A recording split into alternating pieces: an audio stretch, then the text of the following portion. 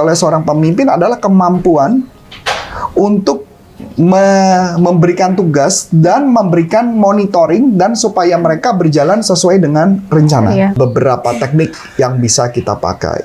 Ada istilah namanya premis mayor dan premis minor. Premis mayor adalah sebuah informasi yang kita mau sampaikan yang menjadi bagian penting.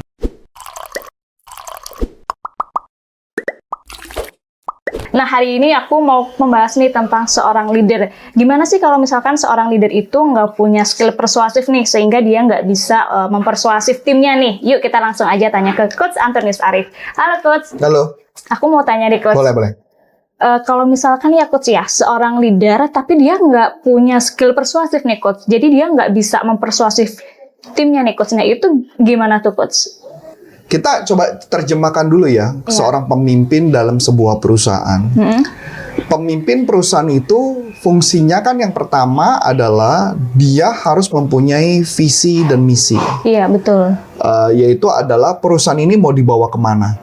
Ya, kalau istilahnya saya, itu adalah bagaikan kita nahkoda kapal, kapten kapal yang akan membawa kapal ini mau berlayar kemana. Iya. Anak buah kapal adalah pekerja-pekerja yang disuruh oleh kapten kapal. Betul. Ketika kapten kapal mengatakan kita pergi ke misalnya ke Amerika, maka kapal itu harus berlayar menuju ke Amerika. Iya. Apapun kondisinya harus sampai di Amerika. Nah, ketika kita mau berangkat ke Amerika tersebut, yang namanya anak buah kapal, pasti yang pertama dia harus setuju dulu, dia mau juga setuju dia berangkat ke Amerika. Kalau dia nggak setuju ke Amerika, berarti apa yang bakal terjadi? Dia pasti teriak-teriak di dalam kapal. Iya, betul. Dia teriak apa? Dia bisa teriak mengatakan bahwa saya nggak mau ke Amerika, saya nggak mau ke Amerika. Apa yang bakal terjadi? Kekacauan terjadi. Iya, betul. Nah, itu sama dengan kayak kita menginterview karyawan, apakah karyawan ini mau setuju nggak Sama si visinya si perusahaan. Iya. Kalau dia setuju masuk divisi perusahaan, maka dia join di perusahaan itu. ini. Iya, betul. Sampai sini oke? Oke, Coach. Ketika dalam perjalanan, di dalam perjalanan, kemudian yang tadinya sudah satu visi, mendadak kita mau minta dia mengerjakan tugas-tugas. Betul dong? Betul. Berarti yang harus dimiliki oleh seorang pemimpin adalah kemampuan untuk memberikan tugas dan memberikan monitoring dan supaya mereka berjalan sesuai dengan rencana. Iya, betul. Sampai sini oke? Nah, kalau dia berjalan sesuai rencana, bisa saja ada kemungkinan kadang-kadang kita minta dia untuk pindah divisi. Iya, Anggaplah yang gampang sederhana kayak kapal. Yang pertama mungkin tadi divisinya adalah dayung. Ya anggaplah kapalnya masih pakai mode dayung, yang gitu kan? Iya, Coach. Mungkin bisa pindahkan kamu ke divisi untuk ngecekin layar. Kompas gitu ya, Coach. Ya mungkin kompas, mungkin layar. Tapi kamu mengatakan, saya nggak expert di bidang itu. Saya sangat expert di bagian mendayung, walaupun capek. Tapi saya nggak expert di bidang yang lain. Di bidang yang lain, layar. Nah, sedangkan pemimpin, kenapa sih dia memindahkan seseorang? Karena dia tahu kalau dia berpotensi kayaknya. Satu, dia tahu orang itu berpotensi. Kedua, karena dia tahu dia berpotensi, dia tahu bahwa bagian itu memang lagi dibutuhkan. Yang jadi masalah adalah kadang-kadang orangnya itu belum tentu mau. Betul. Maka haruslah dibujuk orang tersebut dengan kemampuan mempersuasi. Iya, betul, Coach. Sampai sini masuk akal ya? Sama juga ketika perusahaan makin besar, kadang-kadang ketika perjalanan tidak semudah itu kan, terjadi perbedaan-perbedaan. Tugas pemimpin adalah mampu mempersuasi atau mampu berbicara untuk melakukan pekerjaan. Biar bisa mendelegasikan gitu ya, Coach. Untuk bisa mendelegasikan atau untuk dia bisa melakukan pekerjaan sebagai seorang pemimpin. Begitu juga ketika seorang pemimpin ada dua tim yang saling berkonflik satu sama lain, dia harus punya kemampuan bernegosiasi kepada dua-duanya supaya mereka satu visi dan mempengaruhi mereka semua supaya mereka tetap satu jalan. Nah, inilah fungsinya seorang pemimpin, bagaimana caranya membuat mereka bisa berjalan dengan baik.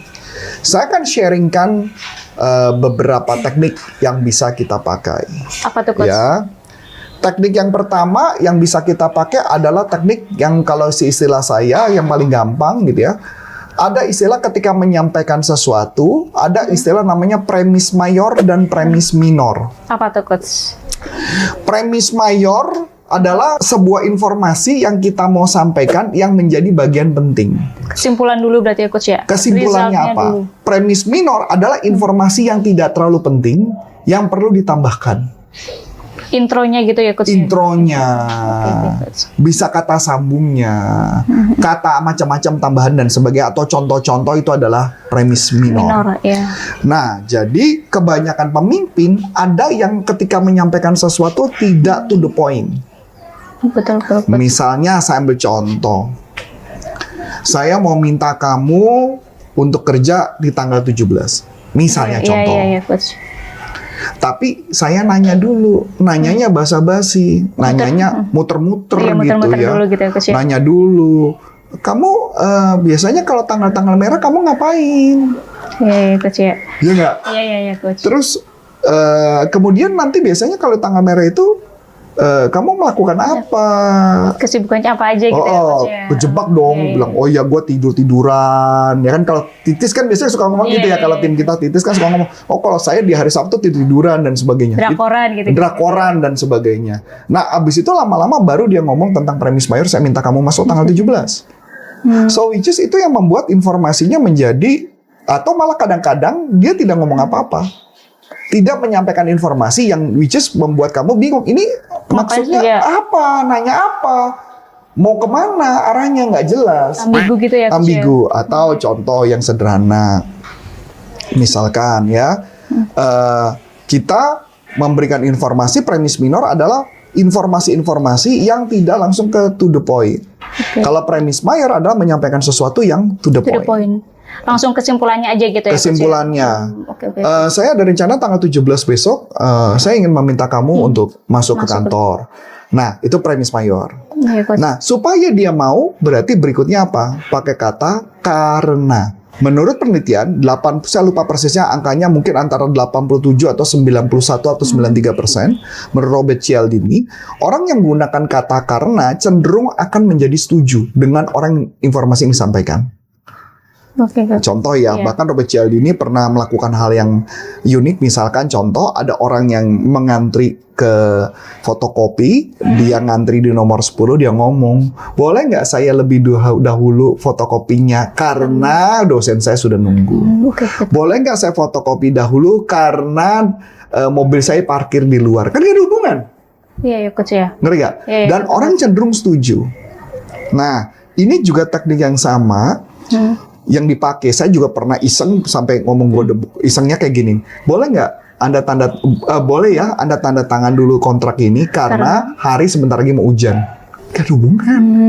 Oke, Coach. Itu cara melakukannya. Jadi cara melakukannya adalah menyampaikan premis mayor dulu, Baru dilanjutkan minor gitu ya, kata karena. Oke, Coach. Mau dapat ya? Dapat.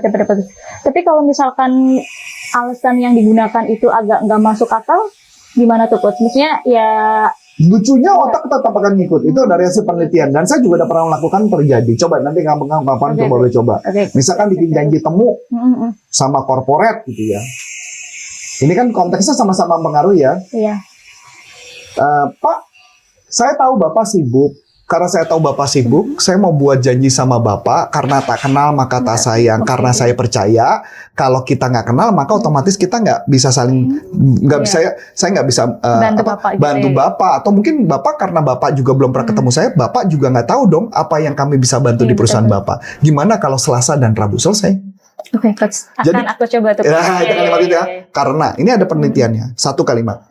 Yang kedua, ketika dalam menyampaikan sebuah informasi, ada juga yang disebut namanya adalah inokulasi. Inokulasi, kalau di NLP namanya inokulasi. Kalau dalam dunia bisnis ada yang nyebutnya nama handling objection. Ada yang namanya blocking objection. Ada juga istilah namanya preempt. Preempt ini pakai bahasa Inggris ya. Jadi istilahnya preempt. Preempt itu artinya kayak sebelum keberatan dia sudah dimunculkan dulu keberatannya. Jadi misalkan saya misalkan kalimatnya gini kalimatnya. Preempt itu adalah persis sebelum melakukan premis mayor. Gimana tuh Coach? Contohnya gimana? Saya tahu Bapak, ini kan dalam konteks kita karyawan dulu ya, konteks karyawan. Misalkan kita minta masuk di tanggal 17. Kita bilang, saya tahu pasti kamu kan, saya mau menyampaikan sesuatu pasti kamu keberatan. Karena yang namanya hari libur kan enak banget di rumah ya. Atau mungkin nongkrong-nongkrong bersama-sama sama keluarga dan sebagainya. Ya, saya juga bisa mengerti kalau saya menjadi Anda. Tapi karena ini untuk kita ngejar target karena kurang dikit lagi, apalagi kalau target yang kejar kita nggak bisa bayar gaji karyawan, maka saya mau minta tolong sama kamu. Saya karena nggak tahu, saya mau minta tolong sama siapa lagi. Udah selesai? Nah, saya kupas ya. Yang pertama tadi makanya saya sebut namanya inokulasi. Jadi saya ngomong kemungkinan keberatan. Iya, betul. Kedua, saya ngomong saya berempati. Yang ketiga, tapi kita ada kondisi apa? Yang keempat, ada teknik yang namanya hidden persuasion.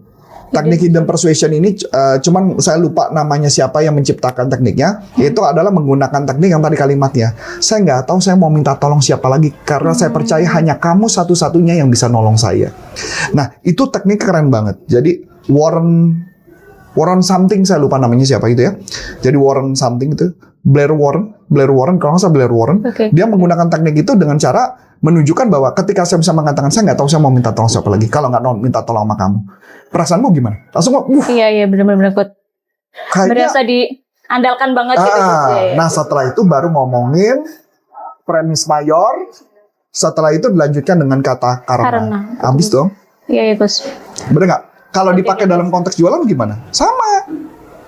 Iya nggak? Saya tahu bahwa Bapak ini adalah orang penting. Karena itu saya pengen banget ngobrol sama Bapak tatap muka nih Pak. Kapan lagi orang penting? Betul. Karena saya nggak tahu nih. Karena menurut saya Bapak tuh orangnya baik banget. Dan saya yakin pasti Bapak pasti Bapak baik banget dan Bapak mau bantu orang ya kan? Betul kan Pak? Oh iya tentu kok bisa ngomong kayak gitu. Nah oleh sebab itu baru kita ngomong. Mayornya gitu ya. Premis mayor baru dibikin karena selesai. Apalagi ada pilihan, nggak bisa, mereka nggak bisa lari kemana-mana. Oke. Itu istilahnya teknik persuasif yang digunakan banget dalam NLP, bisa kita untuk mempengaruhi orang lain. Oke. Kalau konteks kalimatnya lebih gampang, yang paling penting adalah bagaimana frame-nya percakapan itu sih yang menjadi paling penting. Gitu gambarannya. Oke Coach, kayaknya cukup dulu nih Coach pembahasan kita kali ini tentang seorang leader yang harus punya skill persuasif gitu ya Coach ya. Makasih nih Coach. Kata dengan saya Vika. Dan saya Coach Antonius Arif, NLP for Business untuk Indonesia. Bye-bye.